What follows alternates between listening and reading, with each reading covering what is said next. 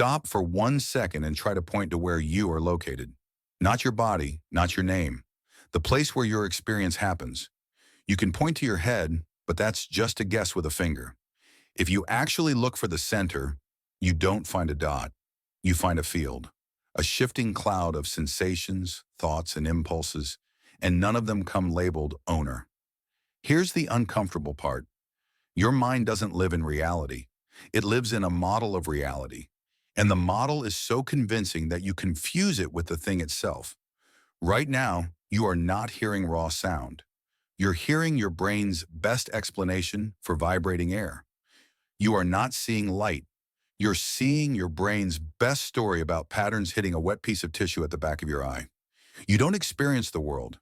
You experience the brain's summary of the world, edited for speed, stitched for meaning, in trim for survival.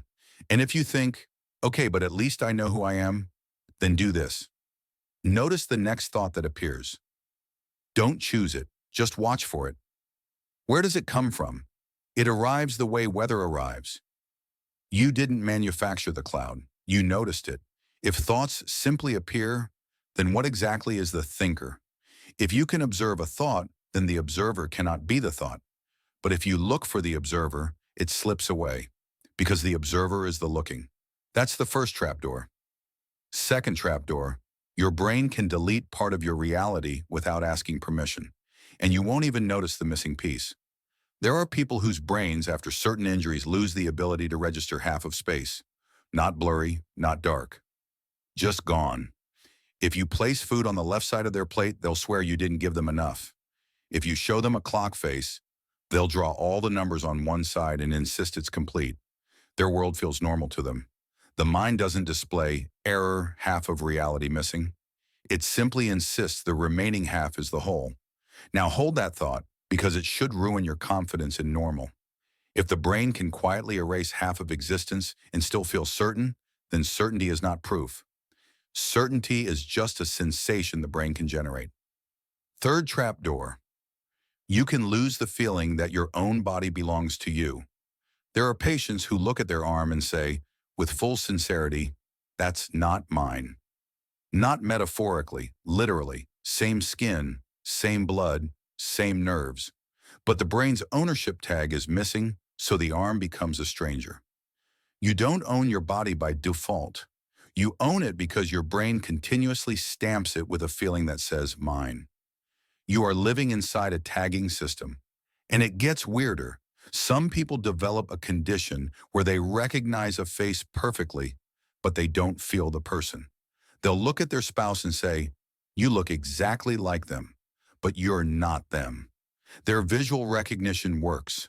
Their emotional recognition doesn't. So the brain concludes the only possible explanation, imposter. That is how fragile reality is. A single broken connection and love turns into a detective story. Ask yourself what that implies. The feeling of this is real is not reality. It's a signal, a mood, a stamp. Now let's do a small experiment without you moving at all. Imagine your home from above as if you're a satellite. Now imagine your city, now your country, now the planet. Now keep zooming out until Earth is a dust mote with a thin skin of air. While you hold that image, feel how your problems change size. They don't disappear, but their weight shifts. That shift is not philosophy, it's physics inside your nervous system. Your emotional brain scales its alarms based on the frame your mind is currently using. Change the frame, change the fear. The external world didn't change. Your internal camera did, and that camera is always cropping. You think you're experiencing a continuous life, but your brain is constantly cutting, compressing, and filling gaps. It's like living inside a heavily edited documentary of yourself. Entire moments vanish, not because you weren't conscious, but because your brain decided they weren't worth writing down. Later, when you try to remember, your mind doesn't show you missing footage. It generates a smooth narrative, and you nod along like you were there the whole time. If you want proof that your mind is a storyteller first and a historian second, notice how quickly it explains you to you. You do something small, and instantly there's a reason, a motive, a personality trait, a story of who you are. But if you watch carefully, the story often arrives after the action, like a press release. Now zoom into a darker idea. Your identity is not a thing. It's a negotiation between competing systems. Your hunger argues one way. Your social self argues another. Your long-term goals argue a third. When you make a decision, what you usually mean is that one voice temporarily wins a vote. Then your narrator steps in and says, "I chose this," as if there were one ruler in the skull. But a skull is not a throne room. It's a parliament of impulses. If you've ever said, "Part of me wanted to, but part of me didn't," you were accidentally telling the truth. Now let's go outside the skull. There is a boundary you believe in called the edge of you. Skin, a clear line, but your body is not sealed. You exchange matter with the world constantly.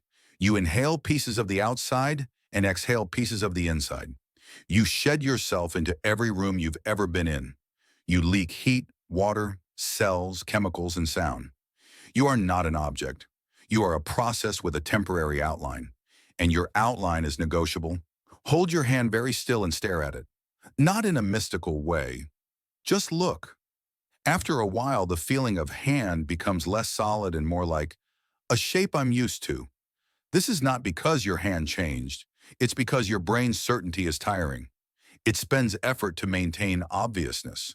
When you hold attention on something long enough, you can feel the effort.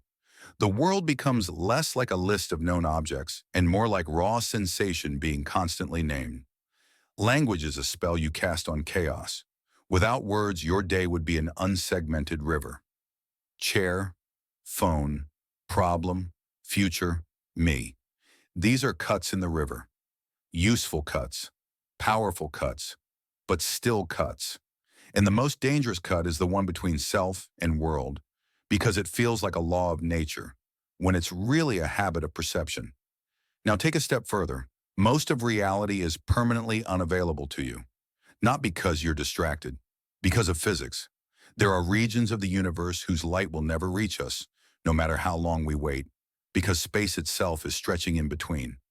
There are events happening right now that are real, that exist, that have consequences locally, but are forever outside the possibility of your knowledge. Not unknown, unknowable. So think about what you usually mean by the universe. You mean the part of the universe that can ever touch my instruments and my senses. Your cosmos is not the cosmos. It's the reachable fraction. Now bring that back to your life. There are people you passed on the street whose entire internal worlds will never touch yours. Whole biographies, griefs, jokes, fears, private hopes, existing inches away, and they will remain forever outside you. You live surrounded by unreachable universes that look like strangers, and you call that normal. Here's a twist that should make your brain itch. Your experience of now feels like a blade slicing time, but your memory of now is always created after now. You never hold the present in your hand. You hold a reconstruction that arrives a moment later, wrapped in the feeling of immediacy. The present is not something you possess. It's something you chase, and the chase is what you call being alive. Now watch what happens when I say this. Try not to imagine a door. You already did. Your mind is not a loyal servant. It's a pattern machine. It generates images, feelings, and meanings automatically, often in direct defiance of your instructions. You can request silence, and it produces noise. You can request emptiness, and it fills it. You can request no door, and it builds a door in the very act of refusing it.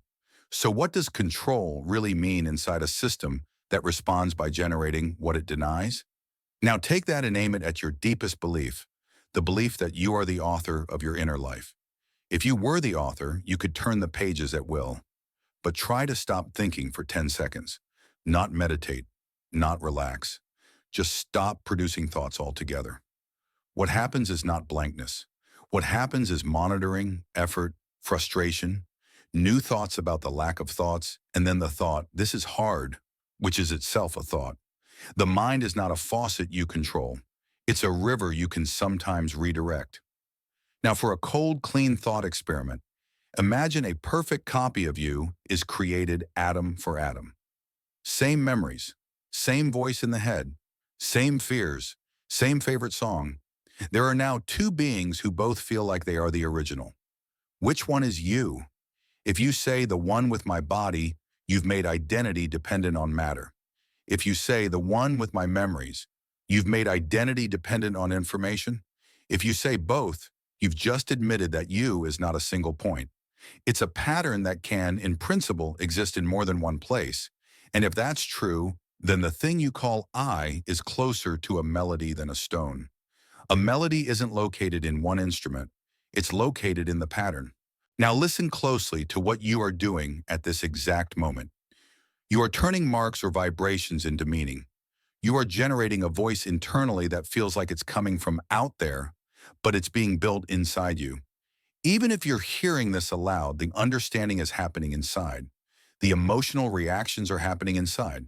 The mental images are happening inside, which means the most intimate part of this video is not in your device. It's in the private theater you call your mind. So here's the punchline that people avoid because it's too strange to sit with. You have never had direct contact with anything outside your consciousness. Not once. Not your phone. Not a tree. Not another person. Everything you've ever known has appeared as an experience inside you. That does not mean the outside world isn't real. It means your only access to it is a constructed experience. You live at the interface. And an interface can be updated, which is why the scariest and most liberating question is not what is real. It's what am I allowed to experience as real? Now let's end by making this personal in a way you can't unfeel.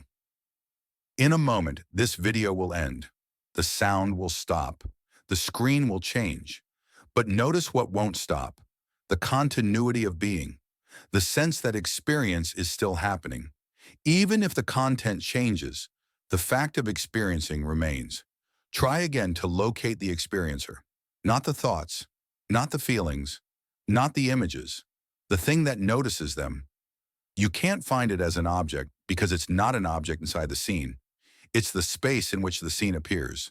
And if that's true, then here is what should actually blow your mind. You are not a thing moving through a world. You are a world appearing, moment by moment, inside a knowing that cannot be photographed, cannot be weighed, cannot be pointed to, and yet is the only place anything has ever mattered. You came here expecting facts that make reality seem strange. Instead, you found something worse. The realization that reality is only ever delivered through you, and the you delivering it is not a solid person, but a shifting process that cannot locate itself, cannot fully command itself, and cannot step outside itself to verify itself. So when the video cuts off, don't rush to the next one. Notice the silent after image of this moment. Notice how quickly your mind tries to turn it into a summary, a lesson, a neat story. And then notice the raw thing underneath the story. You are here, not as a name, not as a biography, as the simple, ungraspable fact of awareness, watching a universe it will never fully reach, inside a self it will never fully pin down. If that lands, even for a second, you won't feel like your mind was blown. You'll feel like the floor quietly disappeared and you're still standing.